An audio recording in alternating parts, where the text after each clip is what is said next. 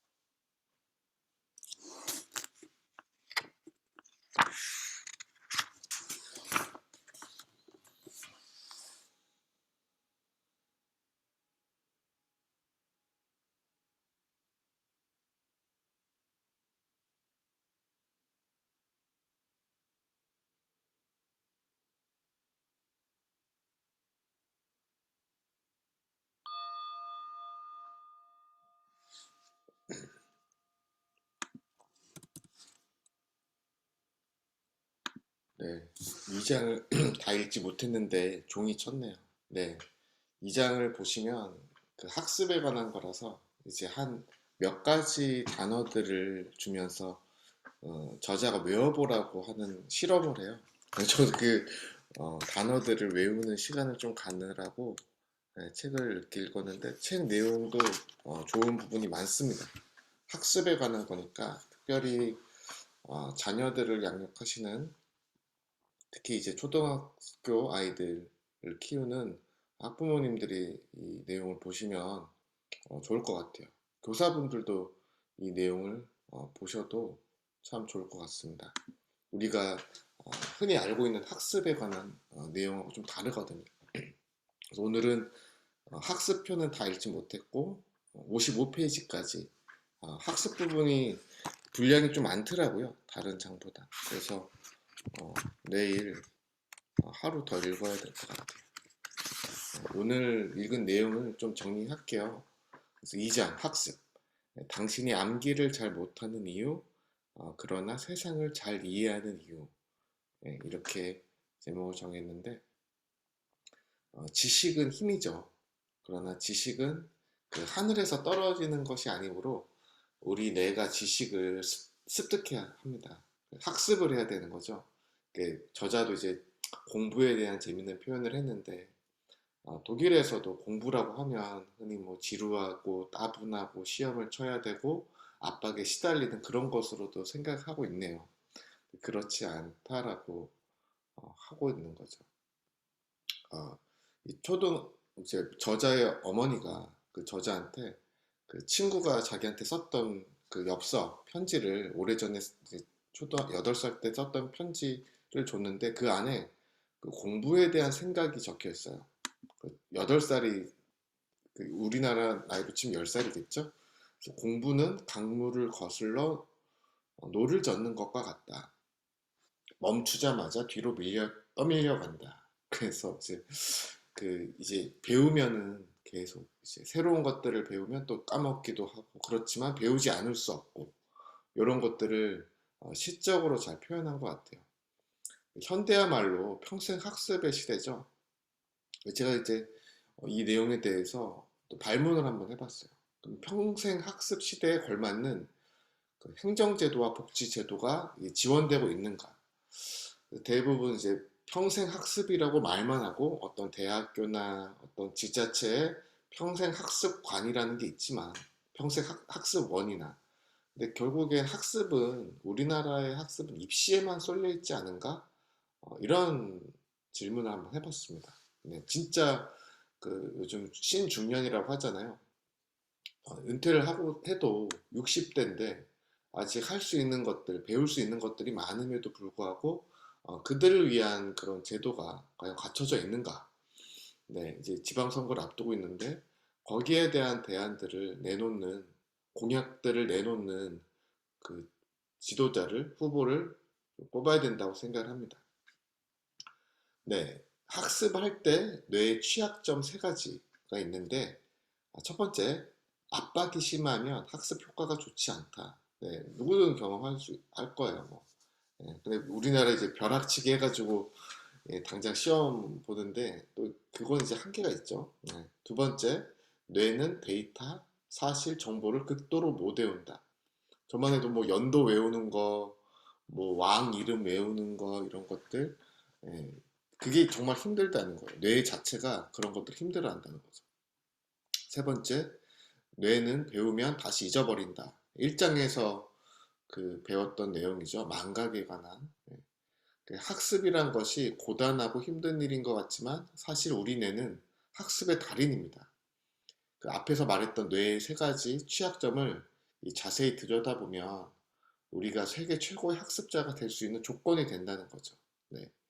약점이 강점이 된다라는 그 위로가 아니라 이제 팩트를 뇌 과학자가 이야기하는 거죠. 컴퓨터는 우리 데이터를 명확하게 저장하죠. 그렇지만 뇌는 다릅니다. 뇌에는 데이터도 그 데이터를 보관하는 장소도 없죠.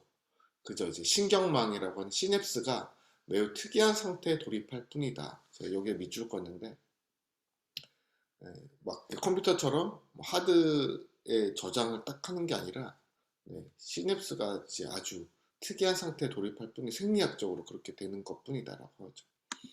그러니까 오케스트라랑 이제 뇌와 이제 그 구조를 비교를 했어요. 신경세포들은 오케스트라의 음악가들처럼 서로 이제 조율을 하는 거죠. 서로 음을 맞추는 거죠.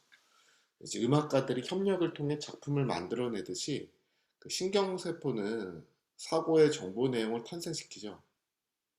제 딸도 이제 오케스트라 그 플룻 연주를 하고 있는데 그 협주를 하는 것이 뇌에 건강한 자극이 될까? 저는 그런 생각도 해봤어요. 그러니까 뇌 자체가 오케스트라처럼 이렇게 서로 자극이 되듯이 그런 것 같아요. 제가 봤을 때는 음악 악기를 연주하는 것들은 손을 쓰고 특히 단독 연주가 아니라 협연을 하는 것은 서로 호흡을 맞춰야 되기 때문에 뇌 건강이 자극이 된다고 저는 생각을 합니다.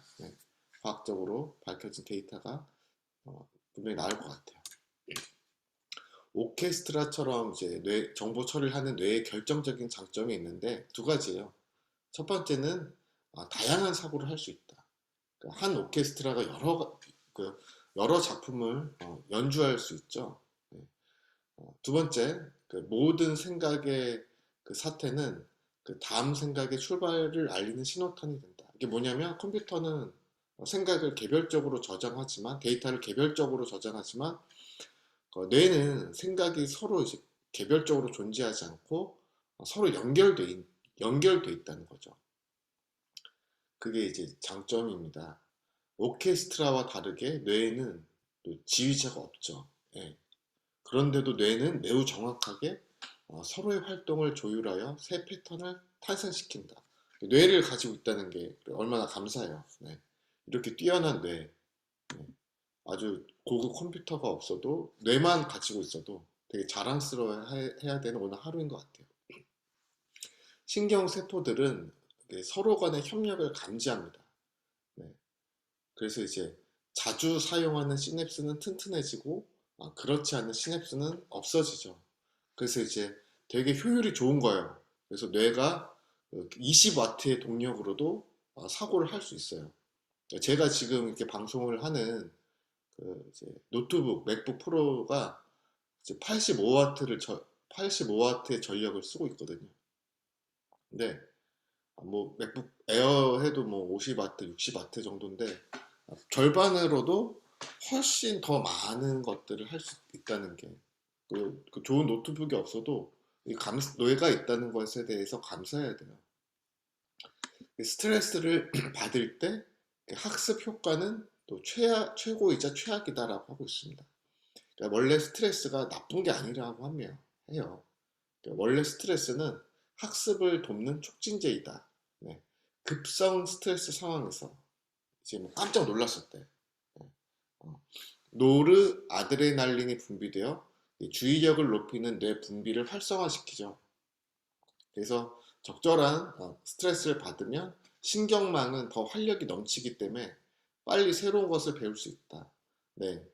제가 아까 종을 치고 레코딩 이즈 프로세스라고 이렇게 줌이 녹화를 알릴 때 그 저한테는 나름 스트레스가 되거든요. 오늘 아침에 이렇게 종을 딱 치고 그게 이제 근데 저한테 그 빨리 새로운 것들을 익힐 수 있는 그런 자극이 된다네요. 하지만 이제 학습 내용이 스트레스와 관련이 없을 때는 그렇지가 못하다.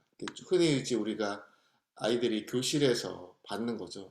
그냥 전혀 학습과 상관없이 되게 그 어떤 경직돼 있고 그런 그 선생님이 판서를 하시고 일방적으로 이렇게 전하고 받아들여야 되는 상황 같은 경우에는 사실 학습과는 다르게 정서적으로 분위기적으로 스트레스를 받는 거죠. 이런 경우에는 정서적으로 공부는 나쁜 거야라고는 기억만 남고 사실은 남지가 않는 거예요. 그러니까 수업 시간에 배운 것도 이제 기억에 남지는 않는 거죠. 그래서 이제 저 같은 경우에는 국어 점수가 높았는데 국어 선생님을 좋아했어요. 그 선생님을 좋아하니까 그 좋은 긍정적인 스트레스를 받게 됐는데 수학 선생님은 되게 이제 나를 정서적으로 힘들게 하는 뭐 핑계를 대고 싶진 않지만 그래서 별로 배우고 싶지 않았던 그런 기억이 있습니다. 네. 우리는 이제 학습이라고 하면 데이터와 팩트의 암기를 먼저 떠올리는데 이걸 이제 집중 학습이라고 합니다. 막 무조건 드립다 외우는 거. 그로 인해 완전히 그릇된 학습 전략을 선택하게 되죠. 네. 그 맥락이 있어야 효율적인 학습이 가능하죠. 이 장의 앞부분을 보시면 단어들을 외우라고 하는데 그것들은 어떤 과일하고 뭐 동물하고 이런 것들이 있는데 이런 것들을 연결시켜서 외우는 사람들이 훨씬 많이 외우죠. 그리고 오랫동안 기억에 남고요. 그래서 맥락, 여기서는 이제 문맥이라고 번역했는데 컨텍스트겠죠? 원문이. 저는 이제 맥락이라고 표현할게요. 그게 저한테 더 잘 맞는 것 같아서. 맥락이 있어야 효율적인 학습이 가능하다. 맥락을 알면, 큰 그림을 알면 의식적으로 학습에 집중하지 않아도 금방 배울 수 있다. 그래서 의미와 맥락을 파악하기 위해서 여기서도 이 장에서도 강조를 합니다. 간격과 휴식을 두고 공부를 할 때 더 학습 효과가 높아진다. 이걸 아까 드립다 외우는 걸 집중 학습, 그리고 이제 이렇게 휴식과 간격을 두는 것을 분산 학습이라고 하죠. 그거 이제 이런 것들은 어떤 음악가를 외운다거나 화풍을 외운다거나 영어 단어나 어떤 과학 공식을 암기할 때도 똑같이 발휘된다고 해요. 우리가 흔히 앉아서 공부해 막 이렇게 아니라 쉬는 동안에 그것들을 다시금 파악하게 되고 그것만 보는 게 아니라 뭐 이를테면 화가를 외운다 했을 때 그림을 외운다고 했을 때도 다른 화가와 다른 화가의 작품과 비교해서 그거를 외울 때 훨씬 더 빨리 외우지 그 화가의 작품만 외운다고 해서는 더 외워지지 않는다는 겁니다. 그래서 잠깐의 휴식이 있어야 세포들이 반복되는 자극에 잘 대응할 수 있죠. 그래서 우리가 운동할 때도 인터벌이라는 게 있잖아요. 웨이트 트레이닝 할 때도. 그때 쉬는 동안에 근육이 자라는 거죠. 대비하기도 전에 너무 빨리 온 자극은 제대로 효과를 발휘하지 못한다. 이런 것들을 이제 교사분들이나 학부모님들이 더 잘 알았으면 좋겠어요. 아이들 그냥 영어 단어 더 빨리 외워야지. 막 길 가면 저도 이제 예전에 길 가면서 이렇게 영어 단어 책을 봤는데 사실 쉬는 동안에 그것들을 더 이제 암기가 되는 시간들이 필요하다는 거죠. 예, 이 라자냐 그 있잖아요. 이탈리아 요리 중에 그 요리를 만들 때 재료를 다 때려놓고 만들 수도 있죠. 근데 그렇지만 그렇게 되면 결국 요리가 제대로 되는지 않는 것처럼 저자는 요리로 비유를 했어요. 그러니까 재료를 번갈아 가면서 해야 되죠. 뭐 파스타, 그다음에 소스, 기름을 처음에 올려서 불판을 달궈서 마늘을 볶고 그다음에 소스 그 면을 삶아서 면을 넣어야지 막 재료를 다 넣고서 불을 딱 킨다고 해서 요리가 되지 않는 것처럼 순서를 번갈아 가면서 해야지 맛있는 음식이 되지 않겠습니까? 네. 외우지 말고 이해하라. 네. 컴퓨터는 인간의 뇌는 말할 필요도 없고 신경망조차 모방할 수 없다. 우리가 흔히 컴퓨터가 인간의 뇌처럼 될 거다라고 이렇게 하는 건데 이 저자는 그것들이 단순히 홍보 문구 정도로 무시할 정도로 우리의 뇌가 그만큼 아주 특별하다는 거죠. 네, 오늘 하루 이렇게 독서하고 하면서 어떠셨습니까? 네, 오늘 또 중요한 내용 중에 하나는 쉼이 잘 암기하기 위해선 쉼이 필요하고 어떤 연결성으로 외워야 되고 우리 뇌가 아주 특별한 존재라는 것들을 배우는 하루였습니다. 네, 책이 참 좋아요. 여러분들 이 책을 통해서 학습에 관한 좀 어떤 편견이나 고정관념을 버리고 우리 뇌를 스마트하게 사용하고 또 자녀분들 또 제자들이 있다면 그것들을 잘 활용할 수 있게끔 도움 주셨으면 좋겠습니다. 네, 오늘 하루 독서할 수 있어서 또 나눌 수 있어서 감사한 아침 시간이었습니다. 저는 하루에 30분만 독서합시다. 하삼독의 감자였습니다. 고맙습니다.